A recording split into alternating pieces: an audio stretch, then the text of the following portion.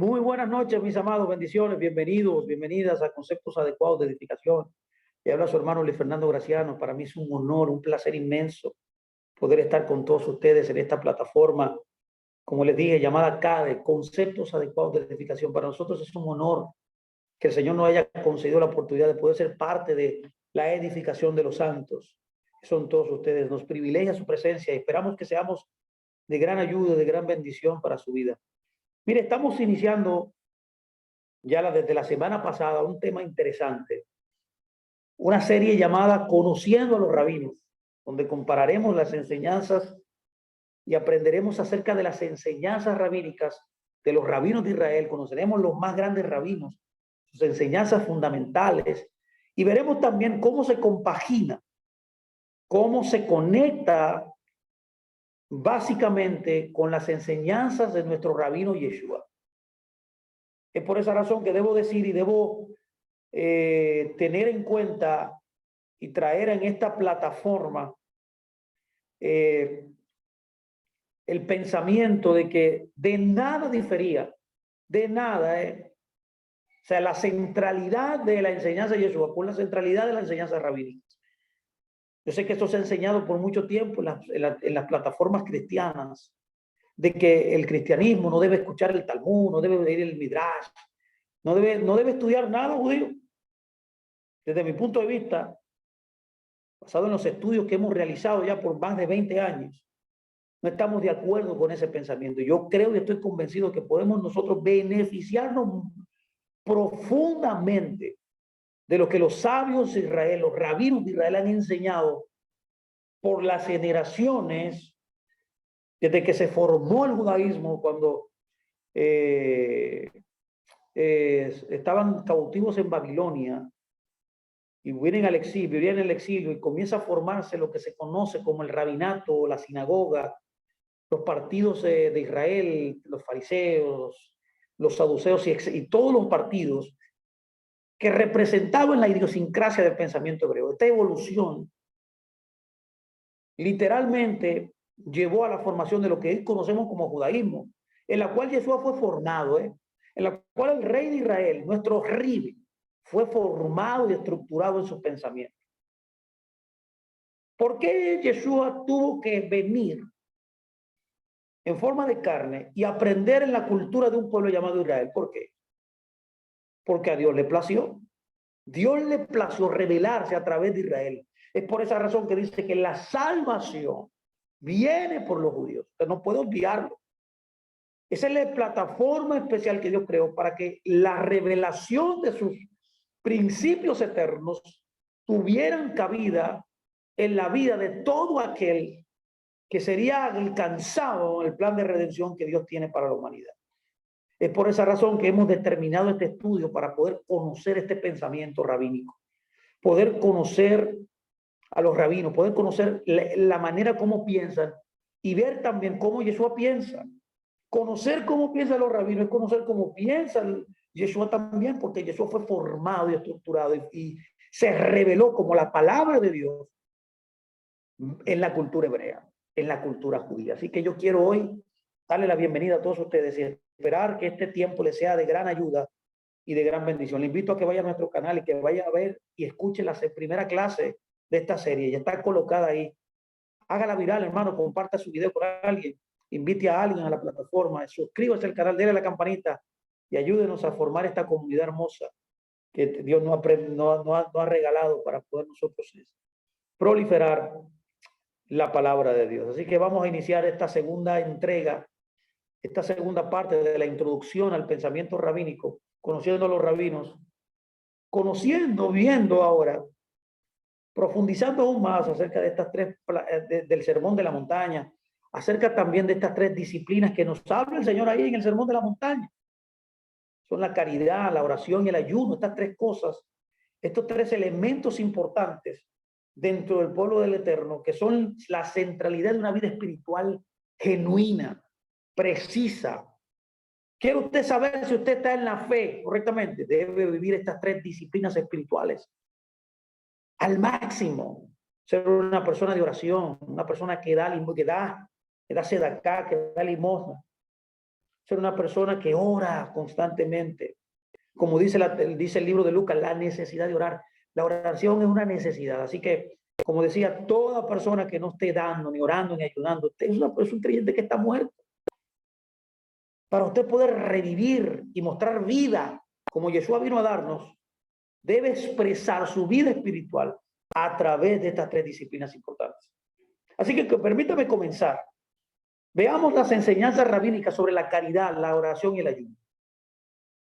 Debo decir que en el libro de Tobit, un libro apócrifo precristiano, en el capítulo 12, verso 8, leemos lo siguiente.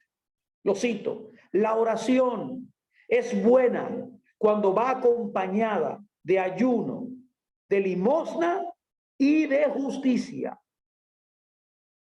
Tenemos aquí a Tobit, donde nos da instrucción ética a su hijo Tobías. Sus instrucciones sugieren que la limosna, la oración y el ayuno ya han asumido un papel principal en la fe y la piedad judía en aquella época. Es por esa razón que debemos tomar en cuenta estas cosas. En un tratado sobre el ayuno en el Talmud de Jerusalén, por ejemplo, una codificación legal que fue editada y que fue publicada a principios del periodo bizantino, es decir, entre los años 324 y 610 en la era común. Este trío maravilloso, la caridad, la oración y ayuno, surge en una discusión sobre lo que anula un decreto severo del cielo. Eso puede verlo usted en el tratado Tanit 65b, capítulo 2, renglón 1. De acuerdo al rabino Eleazar, un decreto severo puede evitarse mediante la oración. Escucha bien hasta qué punto llega la enseñanza de los rabinos, de este gran pensador hebreo llamado Rabí Eleazar, que en las próximas entregas vamos a analizar, vamos a ver su vida brevemente. Él enseña que el ayuno, la oración, o sea, y la limosna, que se llama justicia, se le llama rectitud y justicia, tanto Yeshua y la literatura rabínica, puede quebrantar un decreto contra nosotros. Inclusive Midrash dice también que cuando alguien se mueve de una ciudad a otra también, eso rompe los decretos. De manera que, ¿cómo llegó él a esta conclusión? ¿Cómo este gran maestro, rabino de Israel, llamado Rabí Eleazar, llegó a esta conclusión? Bueno, él llegó a esta conclusión leyendo Segunda de Crónicas 7:14. Segunda de Crónicas, cuando usted la lee, 7:14 dice: si mi pueblo, llamado por mi nombre, se humilla y ora y busca mi rostro y se convierte de sus malos caminos, entonces yo oiré desde el cielo y perdonaré su pecado y sanaré su tierra. Podemos ver fácilmente entonces cómo encuentra la oración y el arrepentimiento cabida en este verso, donde Rabí Eleazar, leyendo este verso, llegó a esa conclusión que rindió y estableció en el tratado Tanit 65b. De manera que para poder entender cómo se lee la limosna en el texto, debemos aprender algo sobre la manera en que los antiguos judíos interpretaron su Biblia. Los antiguos rabinos interpretaron que la justicia es caridad. Es por eso que en Mateo 6 nos dice Jesús acerca de que si su justicia no es mayor que la de los escribas y los fariseos, se refería literalmente a la caridad, a dar. Los antiguos rabinos, que al igual que Yeshua, como he dicho, hacen hincapié en dar caridad, mis amados. Es una de las centralidades de una vida espiritual genuina, adecuada. Y así como en la bendición de Dios que acompaña a la ayuda de los necesitados.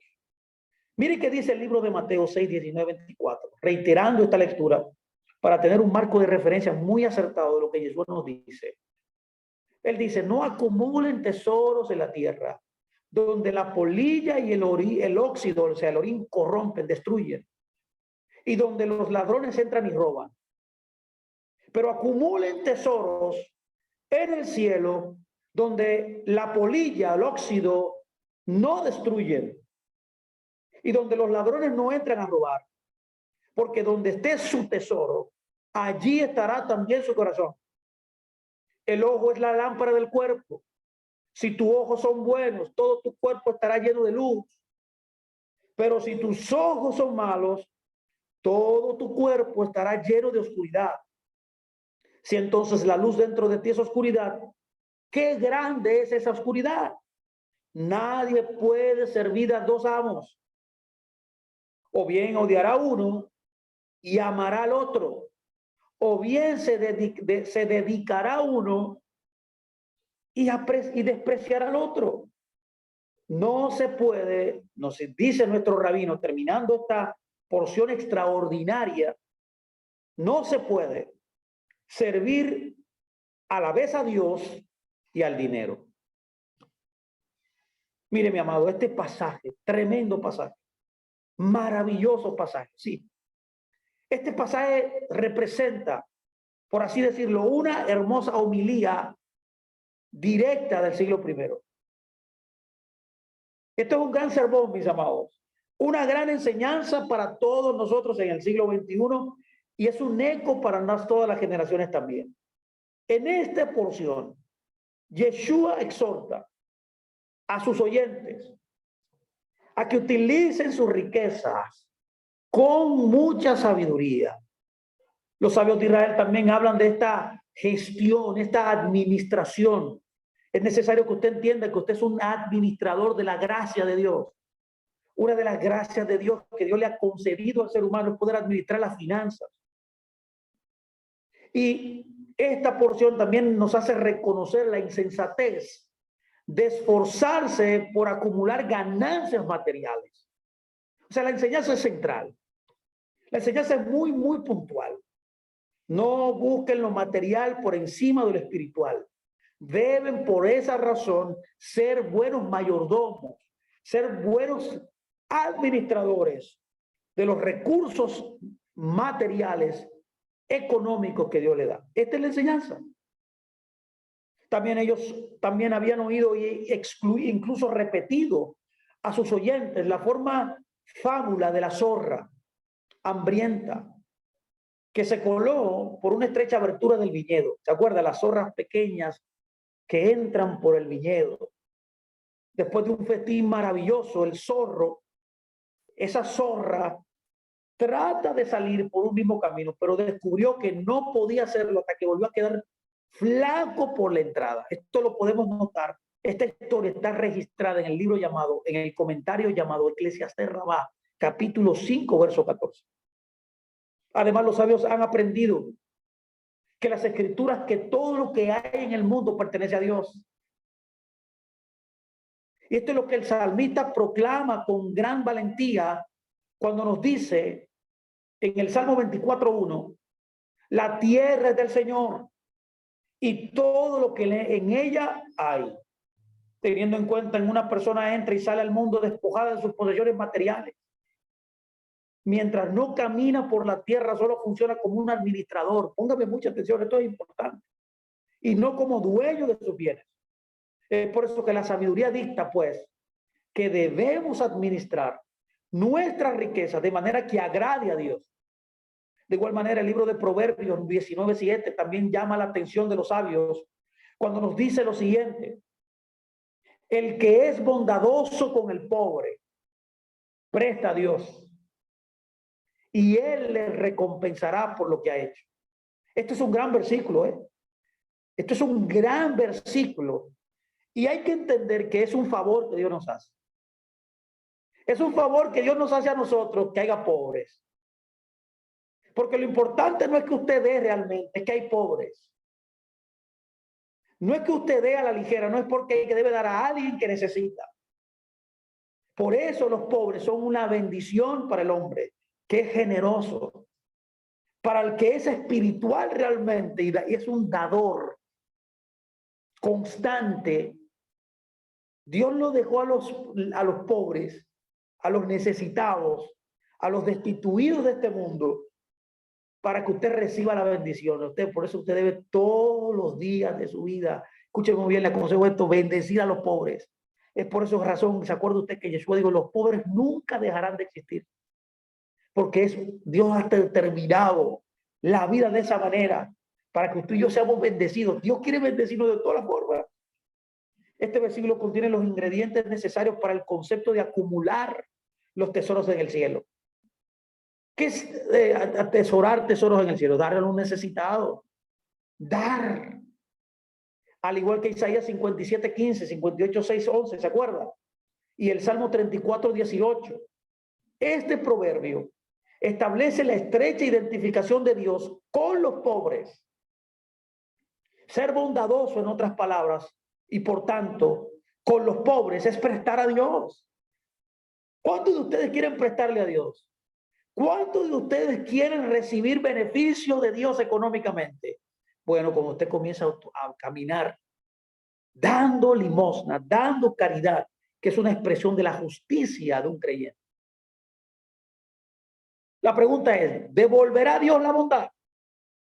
La respuesta es literalmente, supuestamente sí, es un enérgico sí. Dios devolverá la gracia de dar que usted ha desarrollado. Dios recompensa a los que actúan con misericordia, a los que actúan con caridad hacia el necesitado. Y esto es en esencia, constituye acumular tesoros en el cielo. Entonces, tesoros en el cielo es un hebraísmo.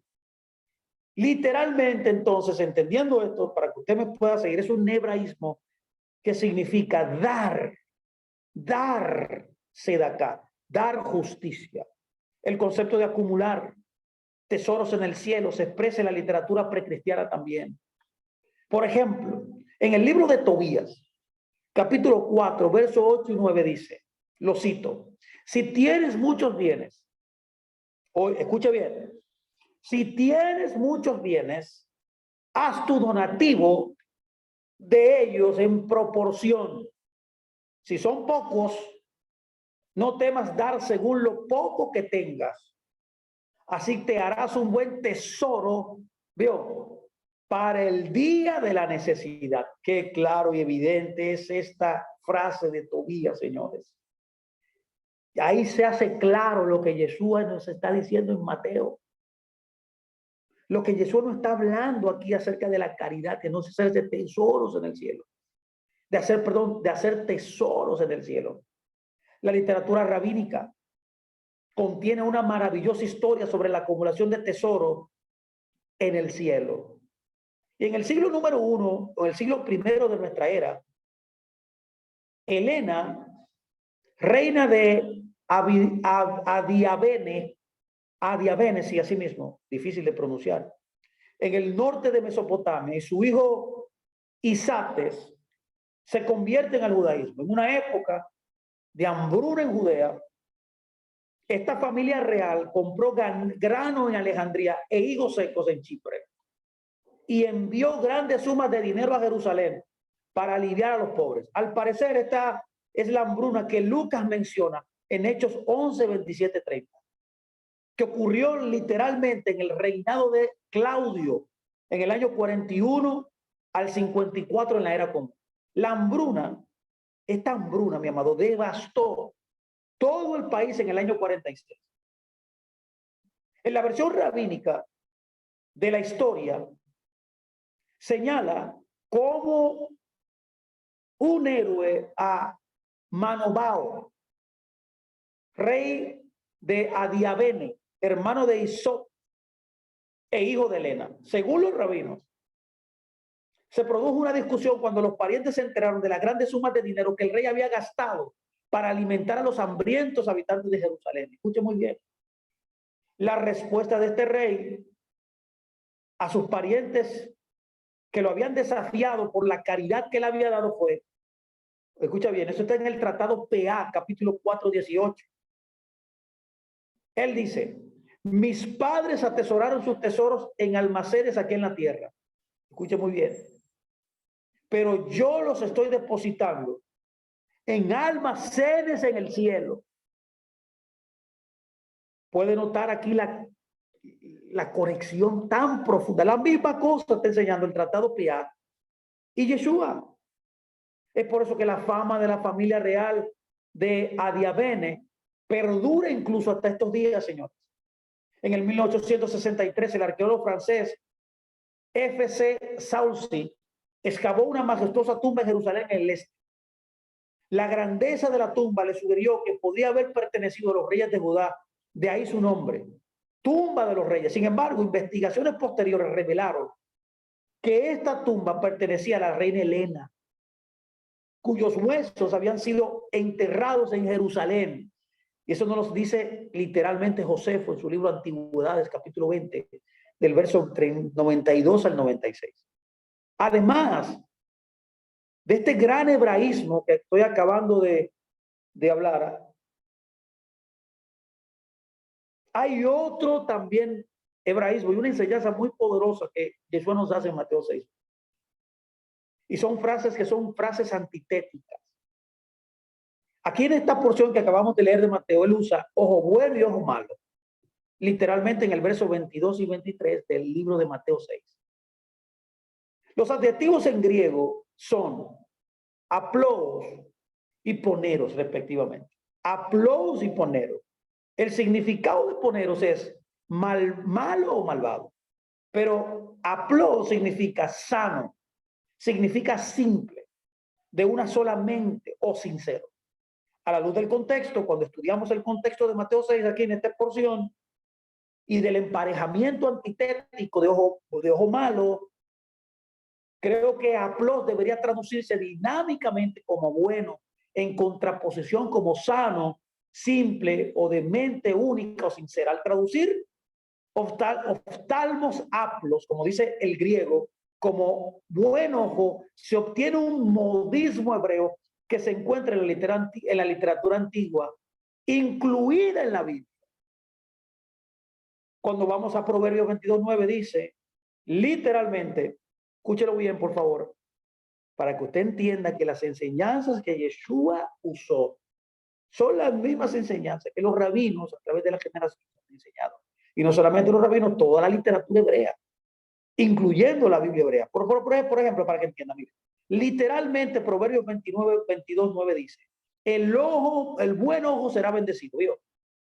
El buen ojo será bendecido porque ha dado su pan a los pobres. Incluso hoy día en Israel, la petición suele ser 10, que dice, ven allí Tobá. Escucha bien cómo se llama la frase en hebreo. Ven allí Tobá, que significa dar con buen ojo.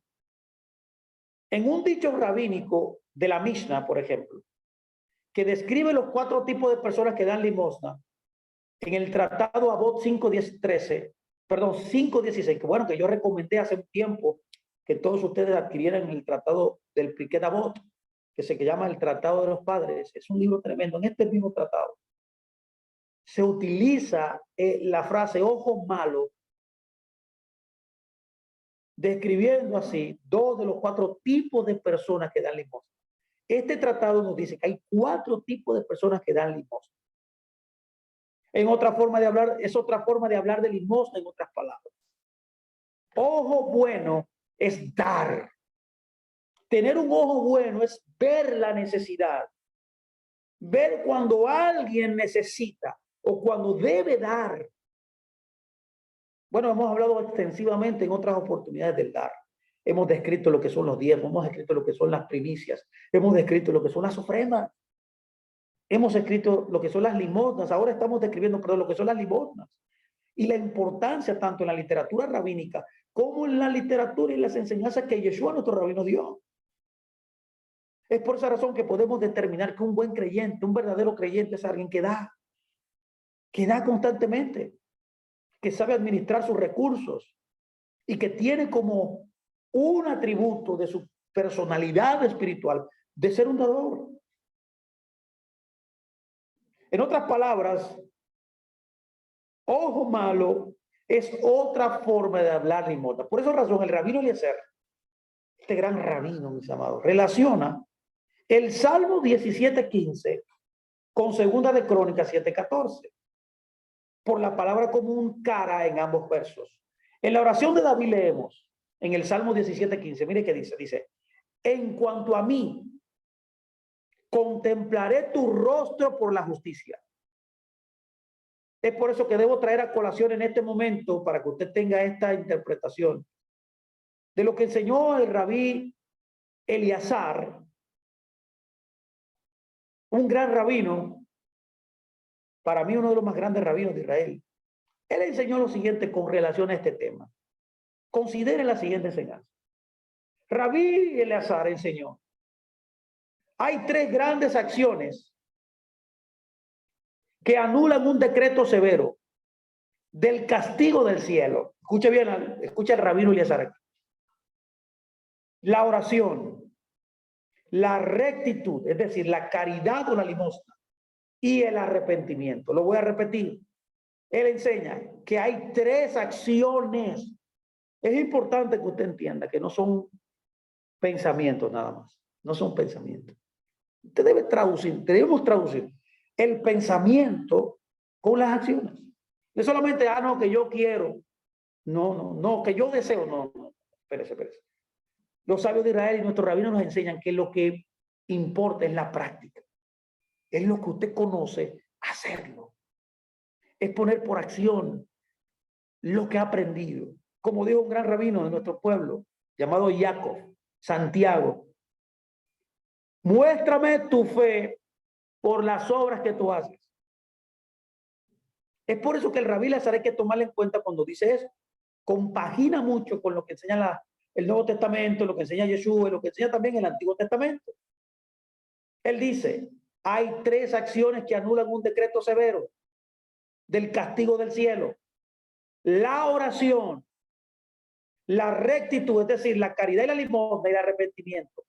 Él dice, las tres se mencionan en un solo versículo, y ahí menciona el verso que acabamos de leer en 2 de Crónicas 7:14, que dice, si mi pueblo que es llamado por mi nombre se humilla y ora. Esto se refiere a la oración, dice él. Esto se refiere a la justicia, es decir, a la caridad y a la limosna, lo que se demuestra también en el Salmo 17:15, que también acabamos de leer, donde dice, en cuanto a mí, veré tu rostro en la justicia, es decir, en la limosna. Se ve el rostro de Dios cuando alguien da a otro. Por último, dice el rabí Eleazar, las palabras se convertirán de sus malos caminos. Se refiere al arrepentimiento, es decir, al ayuno. Si un individuo, termina él diciendo esto, si un individuo hace las tres cosas, la promesa de la Escritura es, entonces escucharé del cielo y perdonaré su pecado y sanaré su tierra. Fin de la cita. Esta es la cita. Oh, qué hermosura, Dios mío, qué cosa más hermosa esta. Lo que enseña el rabino Eleazar conforme igual a lo que nuestro rabino nos enseña también. Es la misma enseñanza del rabí Eleazar, es la misma enseñanza de Tobías, es la misma enseñanza de los rabinos.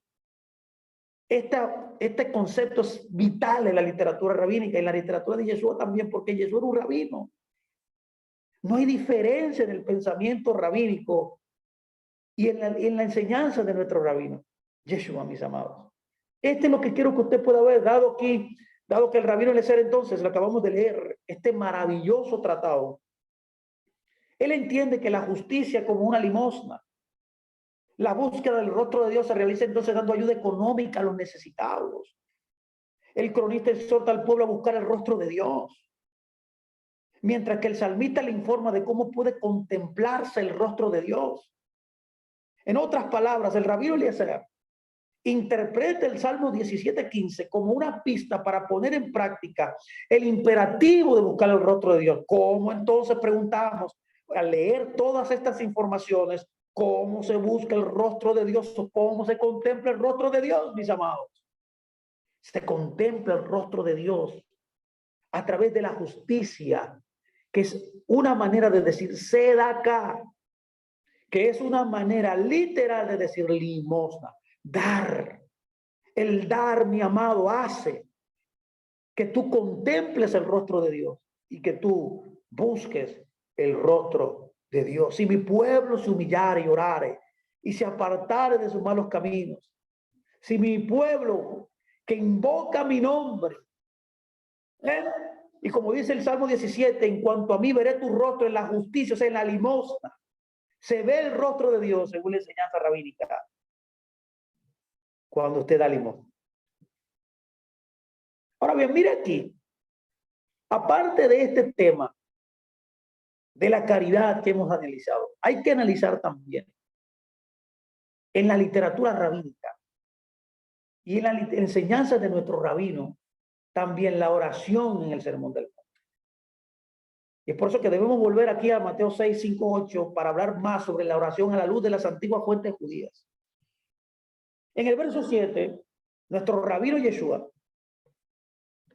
instruye a su audiencia para que no divague sin sentido en la oración, pensando que las palabrerías, la verborrea, motivaba a los dioses a actuar como lo hacían los paganos, que repetían en vano sus peticiones. Nosotros debemos evitar. Él dice, no hagan lo que hacen los paganos. La sustancia, el contenido de la oración son muy importantes y centrales en lo que es lo que Jesús nos quiere enseñar. Es la esencia de lo que usted dice. Usted puede hacer oraciones cortas, sencillas, pero con gran poder. Lo que importa es la centralidad, la esencia, el contenido, que sea sustancial, que sea gordo, ¿no? No hay que orar por las preocupaciones, en otras palabras, insignificantes. Que al igual que Yeshua, el libro apócrifo de Sirácides, de un gran pensador llamado Ben Zirá, que está en las Biblias hebreas, yo les recomiendo a todos ustedes, mire, que si usted quiere aprender cosas extraordinarias ahí de sabiduría, práctica para la vida, léase el libro de Sirácides. En el libro de Sirácides se enseñaba por este gran pensador llamado Ben Zirá que se debía orar una oración corta sin repeticiones vanas, lo mismo que enseñó Yeshua. Es por eso que Yigal Yadin, un famoso arqueólogo israelita que excavó en Masada y cuyo padre desempeñó un papel clave en la adquisición del rollo del Mar Muerto para el Estado de Israel, publicó un notable fragmento de la oración hebrea de Ben Zirá que fue descubierta en Masada. Este descubrimiento del texto hebreo identifica que el idioma original de Ben Zirá es el hebreo. Y creo, mire, con perfecta vez que junto con otros, como con otros estudiosos y eruditos, que los evangelios se derivan de una fuente hebrea de Yeshua. Esa es la tesis que yo comparto. Yo creo que la erudición está yendo por ese lado. Hay un gran pensador llamado ahora mismo, y usted puede escribir este libro, se me va a la mente, el autor se llama Petrovic, que tiene una joya del libro de que él ha rastreado el alfabeto hebreo, él lo ha rastreado desde su inicio hasta el tiempo de Yeshua. Y él ha determinado a través de un estudio científico de que el idioma original que se hablaba en el primer siglo no era el arameo, era el hebreo. Yo estoy de acuerdo con Petrovic totalmente. Así que al final de esta clase mandaré este libro también porque cualquiera de ustedes que lo quiera comprar ya está disponible en Amazon. Es un libro maravilloso. Mire, creemos literalmente, decía, que todas las fuentes eran hebreas, por lo que el descubrimiento de esta versión de Ben Zirá hace paralelo y hace que este paralelo sea más significativo. Al igual que Ben Zirá, Yeshua enseñó a sus discípulos a no ser repetitivos en la oración. Y en sus comentarios sobre la Torah, los rabinos también hablan de la duración adecuada de una oración. Esto también es parte de la literatura rabínica. En un pasaje rabínico de un comentario temprano sobre Éxodo, la discusión gira en torno a dos casos de oración de duración inusual, una breve y una larga. Sucedió una vez que un estudiante avanzado se levantó y leyó las oraciones de forma abreviada en presencia del rabino Eleazar. Los compañeros del estudiante se quejaron al rabino Eleazar y lo apodaron Talmid Jajam Kazamhu, que rima en hebreo y que significa el estudiante avanzado, que es un abreviador. en defensa del cortocircuitador, o sea, de esa persona que hace una oración corta, el rabino Eliezer señaló que no hizo su oración más corta que la de Moisés, que oró en nombre de Miriam, que solamente le dijo en el número 12:13, oh Dios, cúrala. No lo más. Este incidente se repitió de forma casi idéntica, salvo que esta vez un alumno avanzado leyó sus oraciones en forma alargada ante el rabino Eliezer. Es por esa razón que sus compañeros se quejaron al rabino Eliezer y lo apodaron, o escúchame cómo lo apodaron, Tamid Jajam Maharajan Hu, que significa y rima en hebreo, el estudiante avanzado que es un alargador. Tú no ves cómo en este midrash, en esta enseñanza rabínica, que tiene como protagonista el rabino Eleazar también, vemos cómo hay un orador que hace oraciones largas y otro que hace oraciones cortas. Yeshua nos aconseja, hagan las oraciones precisas, no hagan vanas repeticiones como los paganos. Y ahí toma sentido, porque lo que importa es la esencia y la conexión en el corazón que usted tenga, no las palabras que usted diga. Una vez más, en defensa del estudiante, el rabino Eleazar apeló a Moisés. Igualmente, ¿se acuerda? Cuando se postró ante el Señor durante 40 días, presumiblemente en oración. Esta historia arroja una gran luz sobre el instructivo del rabino Eleazar sobre la oración. ¿Y cuál es esa enseñanza? Bueno, aquí la voy a compartir con todos ustedes. Hay un tiempo para ser breve, pero también nos enseña el rabino Eleazar que hay tiempos también para ser prolongados. Es por eso que al principio del periodo que se conoce como el tiempo, el periodo intertestamentario, en este tiempo surgió un grupo llamado los Hasidim, que eran personas de oración, los piadosos. La palabra Hasidim significa los piadosos. Eran personas de oración. Prescribían dirigir el corazón hacia Dios no solo en el momento de oración, sino una hora antes de orar. Mientras oraban los Hasidim, mantenían su corazón fijo a Dios. No se permitía que nada interrumpiera esta unión espiritual. De hecho, según sus enseñanzas en la Mishnah, en el tratado Berajot 5.1, que es un tratado que se lo recomiendo también a todos ustedes que lo lean, que es un tratado que habla de las oraciones, de las bendiciones que se hacen. Miren qué dice este tratado Berajot 5.1. Dice, incluso si el rey saludara a un hombre, este no puede devolver el saludo. Incluso si una serpiente se enreda en su tobillo, no puede interrumpir su oración. ¡Wow! ¡Qué tremenda enseñanza! Se puede obtener entonces muchas ideas sobre la oración aprendiendo la vida de piedad vivida por los Hasidim. Los Hasidim eran muy populares entre el pueblo y tenían fama de obtener resultados fantásticos cuando oraban. Yo estoy convencido, estoy totalmente de acuerdo de que cuando uno ora fervientemente, cuando uno ora con todo su corazón, cuando uno ora buscando el rostro de Dios en humildad, mi amado, Dios hará grandes cosas en medio nuestro. Yo creo que muchas de las cosas que nos estamos perdiendo de parte de Dios porque no oramos. Debemos orar como estos Hasidim,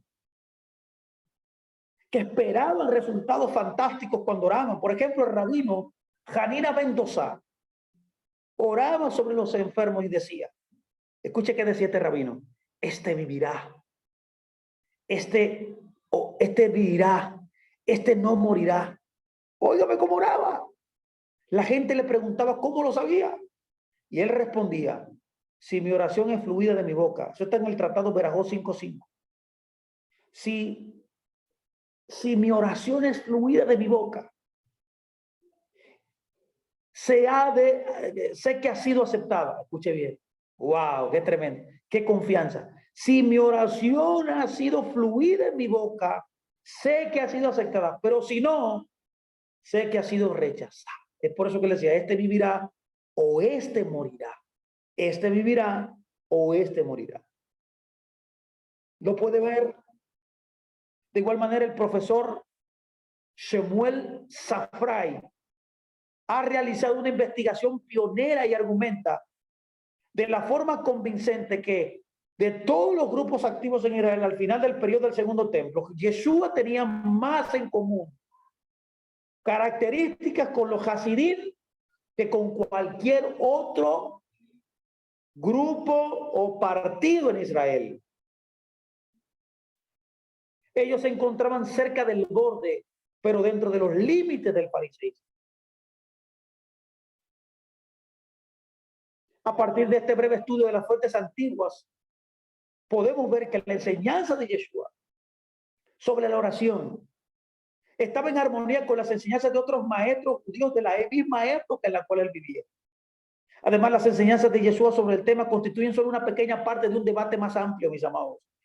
En otras palabras, para que me entienda, consideradas todas estas discusiones en una pequeña parte de un debate más amplio, consideradas en un marco más amplio de las enseñanzas judías sobre la oración, las enseñanzas de Yeshua representan meramente un atisbo del panorama general.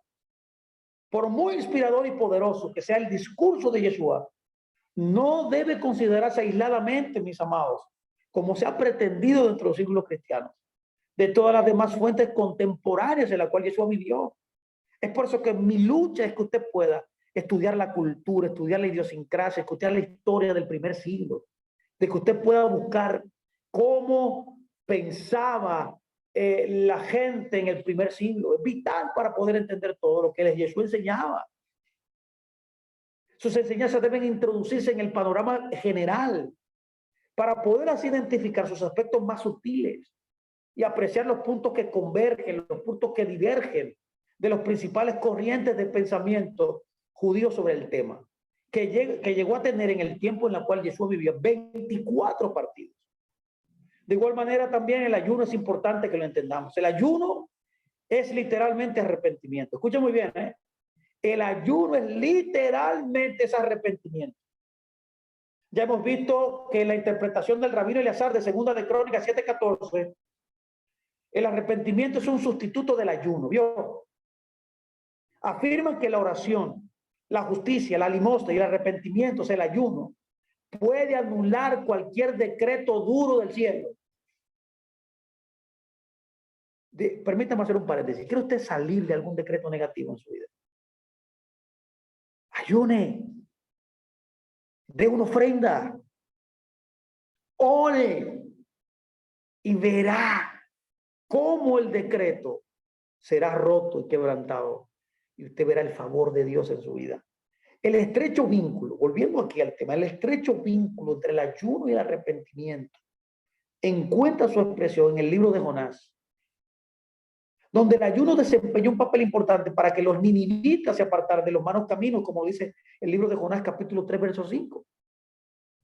Es a través del ayuno o la imposición del hambre al cuerpo, ya que el alimento literalmente es conexión, ¿eh? El alimento conecta tu alma con tu cuerpo. Es por eso que cuando usted ayuna, usted está diciéndole a Dios, yo me atrevo hasta a morir. Me arrepiento a tal grado que voy a morir para que tú me perdones. Eso es lo que usted está diciendo. Es por esa razón que cuando Dios ve a alguien que expresa su vida espiritual a través de la penitencia, a través del ayuno, Dios se maravilla desde el cielo. Es por eso que a través del ayuno, la imposición del hambre al cuerpo, las personas se vuelven más consistentes en su fragilidad.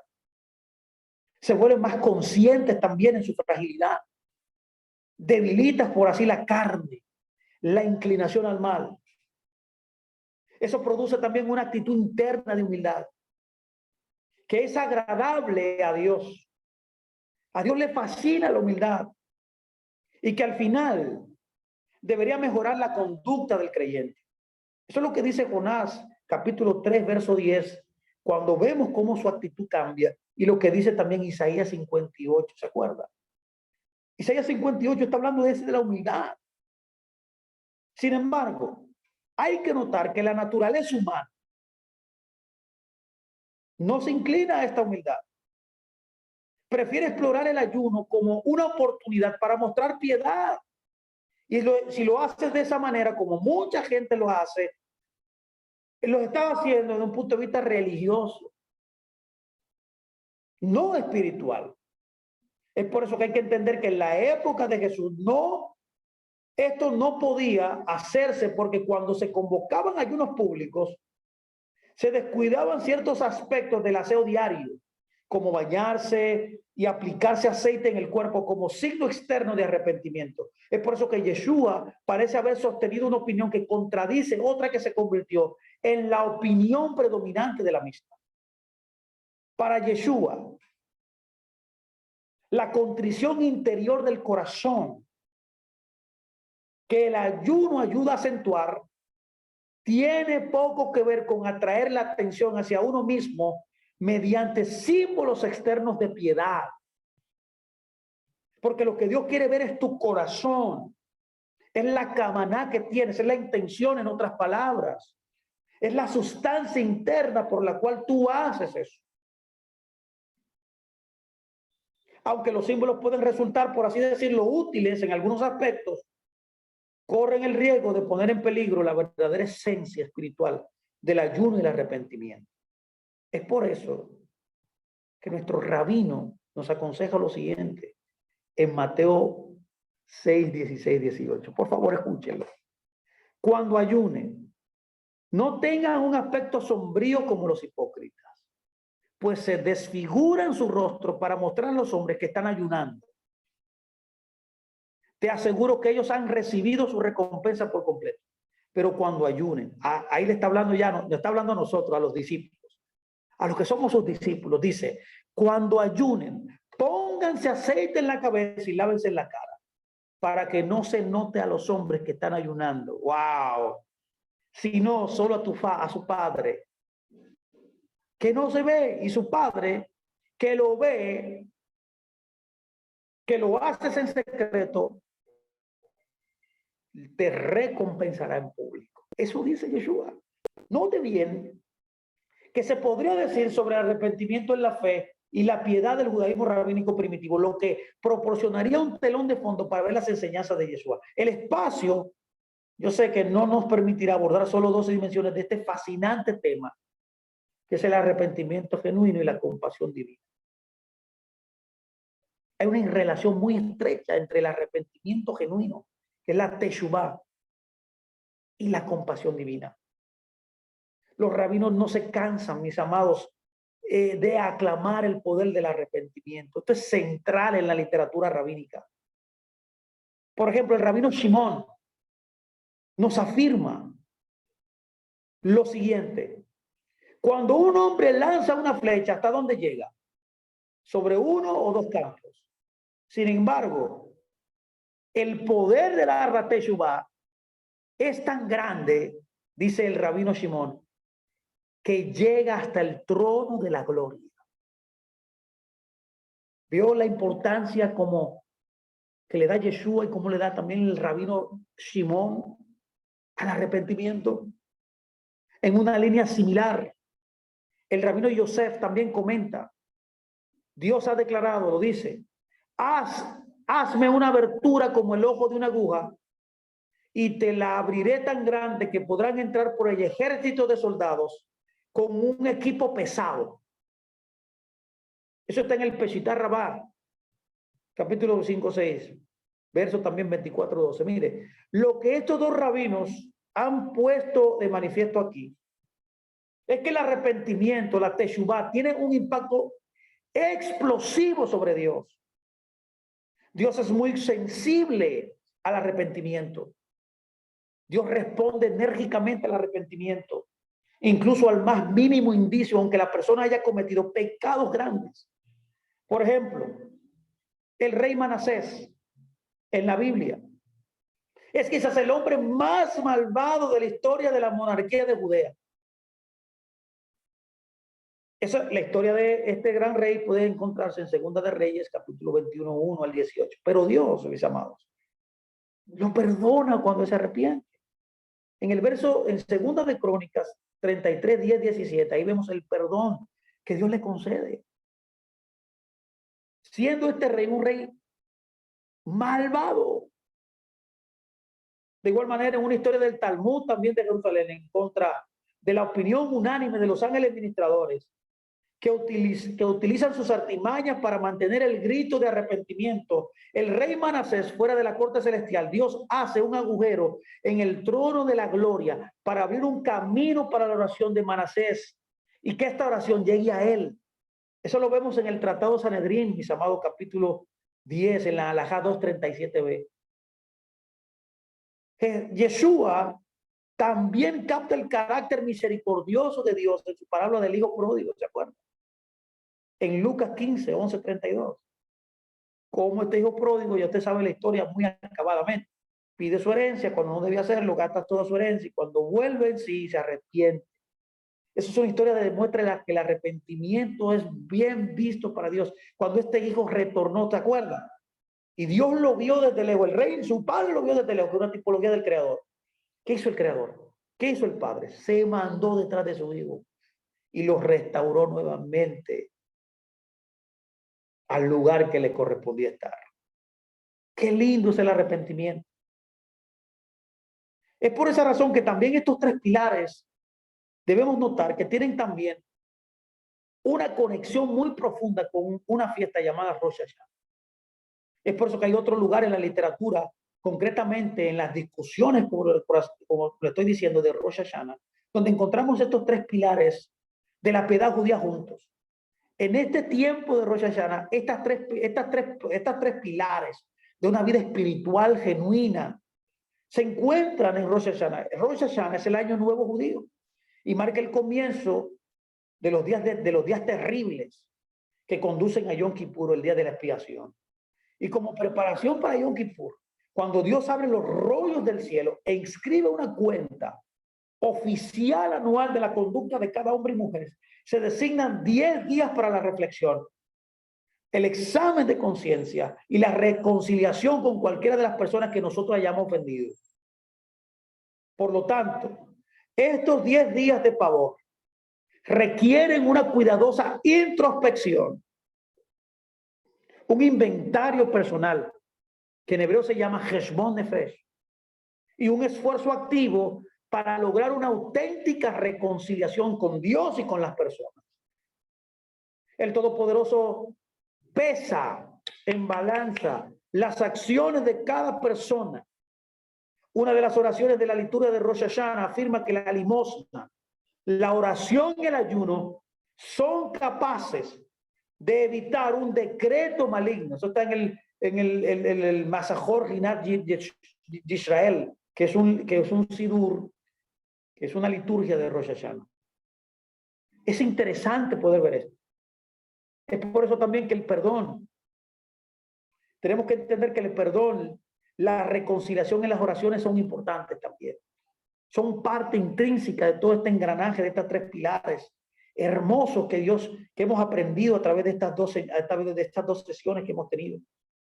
Y es otra dimensión más compleja del arrepentimiento también, que consiste en restaurar las relaciones interpersonales tras una ofensa de una persona a otra. Si una persona ha ofendido a Dios, póngame mucha atención, esto está relacionado con el arrepentimiento y el perdón, que puede lograrse sin demasiada complicación.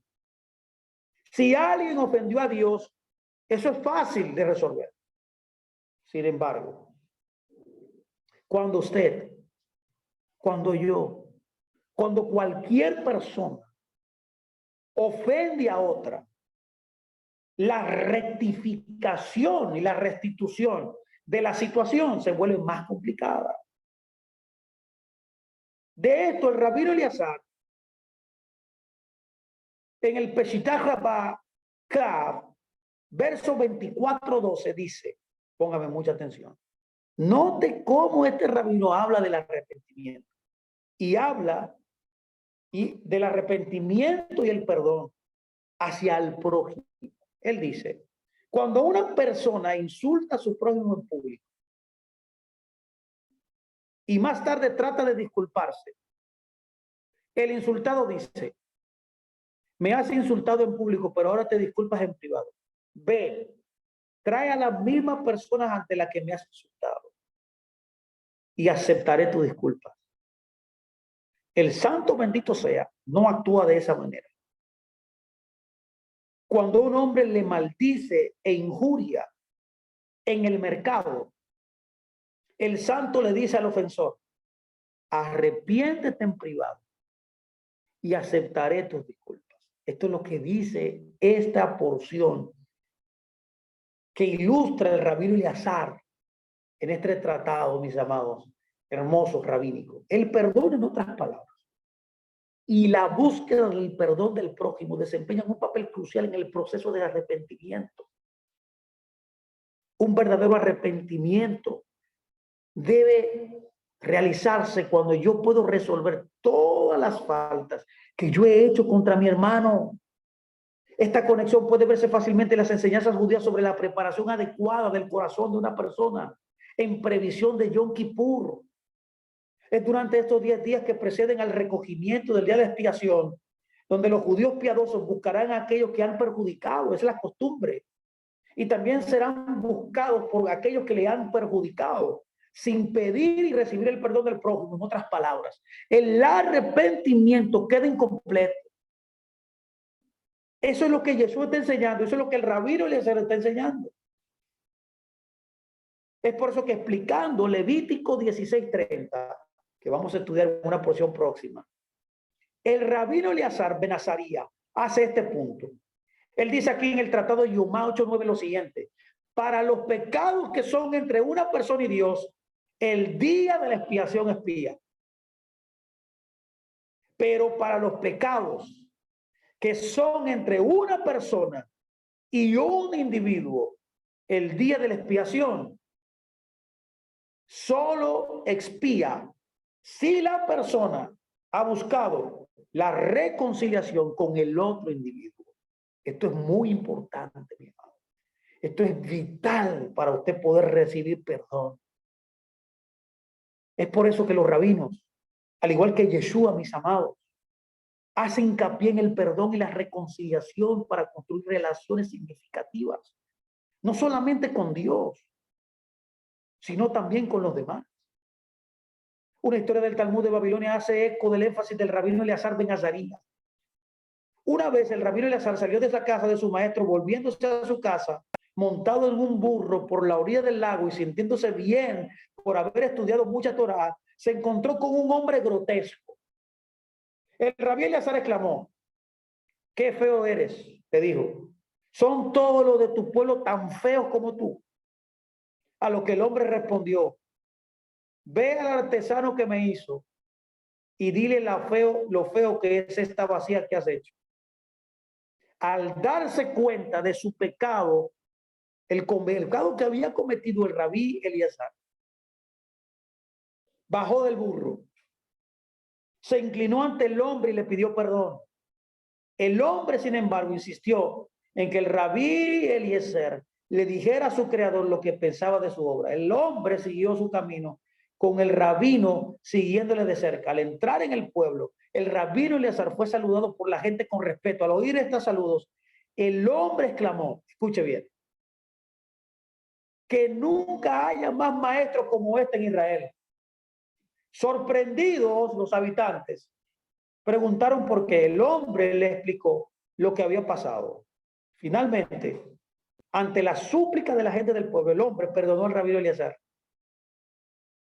Esta historia es instructivamente importante para nosotros, porque en ella el rabí Eleazar reconoció que había pecado principalmente contra el hombre extremadamente feo. En consecuencia, buscó el perdón del hombre y lo siguió hasta que éste accedió hasta perdonarlo, ¿vio? Por cierto, después de ser perdonado, el rabí Eleazar fue a la casa de estudios, el Bet Midrash, y predicó sobre la virtud de ser capaz de ceder como una caña. Eso está en el tratado, en varios tratados del Talmud. Está en el tratado Ta'anit 20a y el tratado Abot también, del rabino Natán, en el capítulo 41. ¡Qué tremenda enseñanza! Yeshua también, mis amados, subraya la necesidad de la reconciliación interpersonal en el Sermón del Monte y en otros lugares también. En Mateo 5, 24, 23 leemos: por tanto, si estás presentando tu ofrenda ante el altar y allí te acuerdas de que tu hermano o tu hermana tiene algo contra ti, Deja allí tu ofrenda ante el altar y vete. Reconcíliate primero con tu hermano o hermana y luego ven a presentar tu ofrenda. O sea, primeramente usted tiene que saber si usted tiene algún problema, si alguien tiene algún problema con usted antes de acercarse a Dios. Si alguien tiene algo contra usted, no usted contra alguien, escúchelo muy bien. Asimismo, en el Padre Nuestro, Yeshua ordena a sus discípulos que oren lo siguiente: perdona tus deudas, perdona nuestras deudas, perdón, como nosotros también hemos perdonado a nuestros deudores. En otras palabras, es directamente proporcional recibir perdón cuando yo he perdonado. ¿Se acuerda usted también la parábola que Jesús nos enseñó en Mateo 18, versos 23, 24, que habla acerca de la parábola del siervo que no perdona? Esto demuestra la gravedad de pedir perdón por nuestra enorme deuda con Dios, pero negarse a perdonar a otros seres humanos sus pequeñas deudas. Queremos que Dios sea compasivo, perdonador con nosotros, pero nosotros nos resistimos a mostrar la misma compasión hacia los demás. Lamentablemente, el cristianismo ha domesticado a menudo la fuerza de las exigencias de la reconciliación con Yeshua, de la reconciliación de Yeshua, de las enseñanzas que él dio. Es por eso que el sermón de la montaña enseña que el perdón divino no se experimentará a menos que se haya logrado la reconciliación con los discípulos. Es por eso que voy a terminar esta charla de hoy esperando que usted ya ha sido bendecido. Ha sido por concluida esta introducción, mis amados, al pensamiento rabínico. Y es diciendo lo que dice el tratado Berajot, capítulo 2, verso 2, cuando habla de recibir el reino de los cielos. Mire qué dice el tratado Berajot, capítulo 2, verso 2. Lo cito: el rabino Yehoshua, hijo de Corjá, pregunta: ¿por qué el Shema? Escucha, oh Israel, el Señor nuestro Dios es uno. Viene antes de la recitación de si escuchas diligentemente en la liturgia diaria de la oración. Y él responde: primero hay que recibir el reino de los cielos y luego se puede recibir el yugo de los mandamientos. Esa fue la misma enseñanza que Yeshua enseñó cuando dijo, escuchen muy bien, aprendan de mí, que soy manso y humilde de corazón, y reciban mi yugo, porque mi yugo es fácil y ligera es mi carga. ¿Quién va primero? ¿Quién va primero? Recibir el reino. Luego de que usted recibe el reino, lo que resta es colocarse el yugo de los mandamientos, que es un hebraísmo que significa obediencia total a los mandamientos de la Torá. Así que yo espero que este tiempo, mi amado, mi amada, le haya bendecido enormemente. Para mí ha sido un honor inmenso, un placer estar con todos ustedes, esperando que usted se haya enriquecido con estas enseñanzas y porque pueda verle esta introducción importante y crear un hambre para que vuelva el próximo lunes a continuar con nosotros estudiando este conocimiento de los rabinos, este entendimiento de la literatura, del pensamiento rabínico y su conexión poderosa, intrínseca con las enseñanzas de Yeshua. Usted pudo notar que las enseñanzas de Yeshua son las mismas enseñanzas que los rabinos en el Talmud, en el Midrash enseñan. Hay una conexión importante entre esas enseñanzas y las enseñanzas de nuestros rabinos. Así que no piense por ahí que el judaísmo es totalmente diferente a lo que Jesús enseñaba. No, no. Hay una conexión muy intrínseca. Yo diría que un 95% de las cosas que Jesús enseñó las enseñaron los rabinos del primer siglo y también hasta el día de hoy continúan enseñándose. Así que gracias de verdad. Este momento es el momento más triste. Me voy a despedir ya. El tiempo se nos ha ido. Esperamos volver a tener el próximo lunes. Si no se ha inscrito en nuestro canal, esta enseñanza estará colocada en nuestro canal de YouTube.